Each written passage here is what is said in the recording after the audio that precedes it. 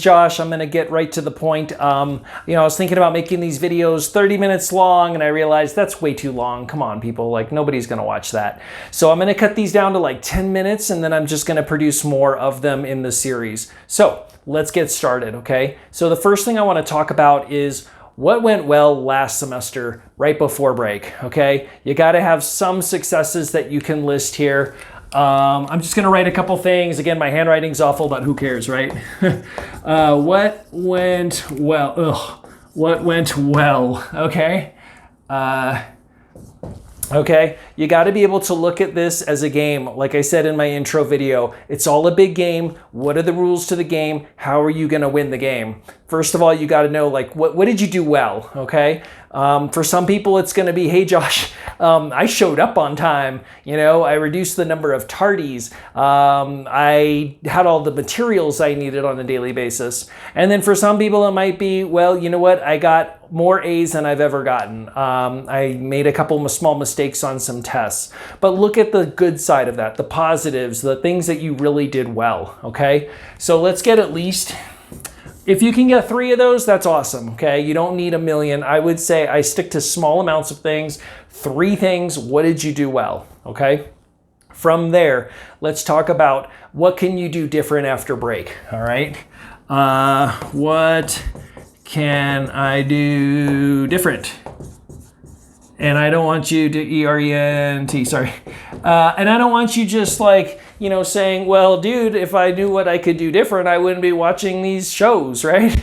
I want you to really think about it, okay? None of this stuff has to be done in 10 seconds. So think about what could you do different? Could you give a little bit more focus in class? Could you ask 1 question per day in certain classes where you think the teacher doesn't like you, where you think that you sit in the back for a reason, where you don't like the class? Is there something you can do to kind of like shift the situation so that things are going to work in your favor? Okay, so what can I do different? I'm thinking 1 thing, all right? If you can do more than 1, that's awesome. If not, then just keep thinking about it. There's got to be something that you can improve on. And if you're really stuck, send me an email. I'll brainstorm some ideas with you. I'll see what I can do to kind of get you there, okay? So one part of this show that I do want to do and spend some time on is I do want to answer questions from students, because I know a lot of you guys have questions. I've already gotten a handful of them sent to me through email, and I want to make sure that I have time to address these questions. So let me just jump into 2 of them. We'll get back into the focus idea here, and then I'll maybe do 1 more if we have time. Boom, that's it, okay? Consider yourself doing something, moving in the right direction, working towards that goal, moving towards being more successful in class. So let's see here. My first one, this was a female 9th grade student, public school. They say, my teacher already hates me. I guess that's not really funny, but I guess, we've all been there, myself included. My teacher already hates me. I know this because they put me in the back and I can't be with my friends. What should I do? That's a good question. Is there a reason you were put in the back? Is it because you talk too much? Teachers, even myself, we have creative ways of kind of making your life in class a little bit more challenging by not sitting you by your friends, by adding a seating chart, by doing things that are just going to make things a little bit more complicated for you, because you're taxing my day, man. It's like, I got stuff to do. I got lessons to pass along. I am passionate about teaching, and the last thing I need is somebody interrupting my day, trying to throw me off by doing things that will distract other people that are really trying to learn the stuff that I'm teaching. So I would say, take all that into account. The teacher doesn't hate you, okay? If they're a good teacher, they're probably a little bit frustrated. If you don't feel comfortable going and talking to them, maybe you just need to take a couple days and show them, maybe more than a couple days, and really show them that you care about them, that you want to be respectful. And maybe as things start to turn around, that you're turning in work on time, that you're trying your hardest, that the things you turn in are nice and neat. It isn't just some random paper that just got ripped out of a spiral or something. And then maybe after a couple days of that, if you think things are turning around, then go to them and say, excuse me, but is there a way I could sit near my friends? You know, I've been really trying to change things around, and be humble, right? Be honest. Tell them. They know, because teachers like me that have been around this long, like, we've seen a lot of things in the classroom, and it really does mean a lot as a teacher when you come to them personally, when it's quiet and they can actually listen to you, and you are focused and respectful, and say, you know, I'd really like to be able to sit with my friends. Is there something I can do to make that happen? You've kind of shown them already, versus like going to them initially saying, what can I do to sit by my friends? It's like, well, you know what, especially in my classes, I'd rather you show me that you care before you do anything else. This next one is a male 7th grader. It says, they wrote, I have to get a recommendation from a teacher I don't like so I can play sports. How can I do this? I think this is kind of like the first question, where you just need to invest in yourself. And by doing that, the teacher is gonna notice. People always say, oh, these teachers, they don't know what's going on. But believe it or not, I mean, I've met a lot of teachers in my day. I've taught in a lot of different schools across 3 different states, and we all talk. We all talk about you guys. We talk about what you're doing well, anything that we're concerned about. We communicate, because that's what's gonna help us stay on top of things. And so you have to understand that in a situation like that, where you need a recommendation, you know, show us before you know you need that recommendation. Show us that you're invested in your learning, that you care, that you want to do this stuff.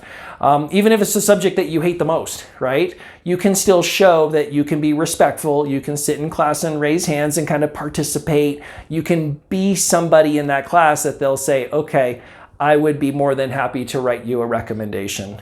So again, I think it comes back to showing stuff versus just arriving one morning saying, oh, I need a recommendation. Here's the paper. Would you mind filling this out so I can play sports?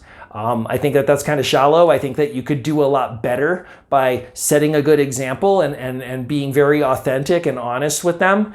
And then if you need a recommendation, eye contact, hand them papers. If you can write a thank you, that would be great. If at the least you just acknowledge the fact that they, are going to be willing to write this.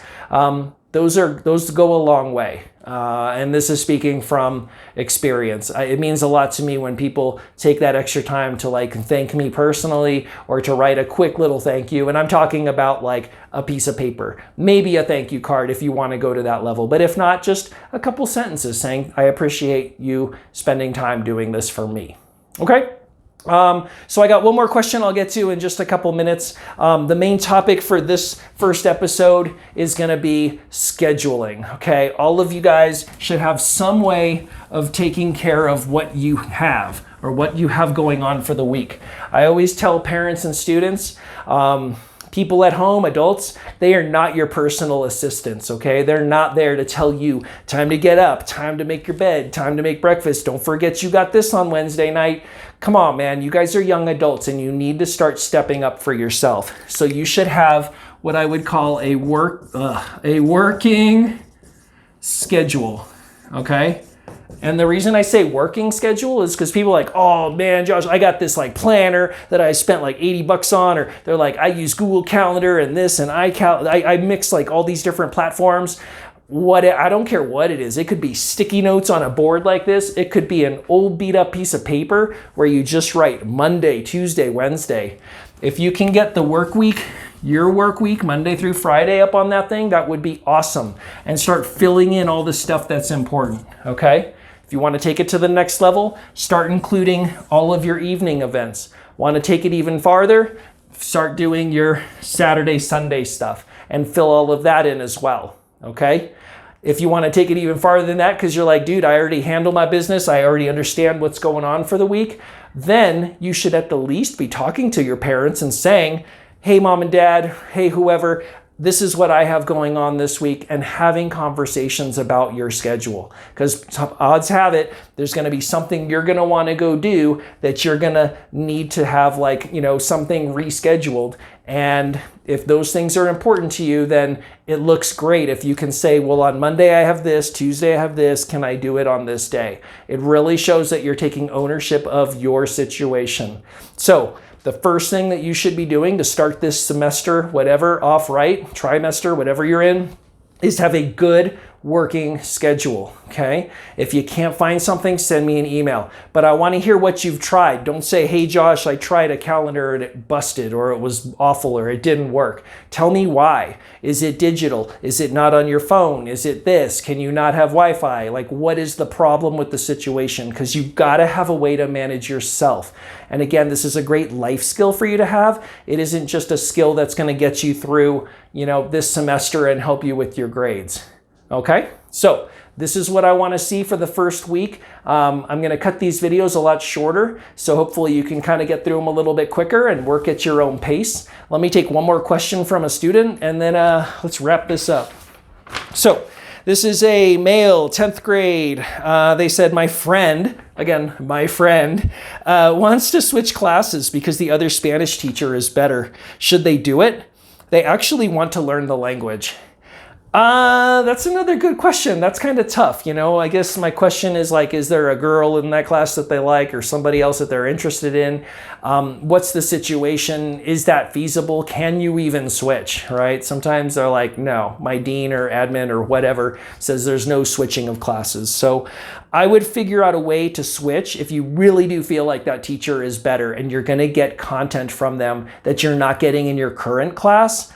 I would do everything I could to switch that class. And if you can't, and that's just the way it's going to be, then do something like Duolingo or start practicing on your own. Or, if you're that ambitious about this, like you got to learn this other language, then I would start getting books, start listening to audio things. There's so many resources nowadays when it comes to foreign languages. So that way, when it comes to the next year or the next level, you're not behind. And I've heard this before where like two different teachers teach like Spanish 1, and one teacher's just going farther and farther and farther, and the other teacher's just kind of like barely getting through the alphabet. If you're going to be in that situation and you want to take it to level 2 the next year, you got to be ready for it. And so set yourself up for success, okay? You can't just say, woe is me, and have a big old pity party. You got to do something in a situation like that to make it all count, okay? So I hope this was helpful. I'm going to start cranking out these videos on a weekly basis to really get you guys started and get you guys getting those A's and doing well in school and enjoying it at the same time. So send me some comments, send me your feedback, send me some questions, and I'll get you on the show. All right, thanks for watching. Talk to you later. Bye.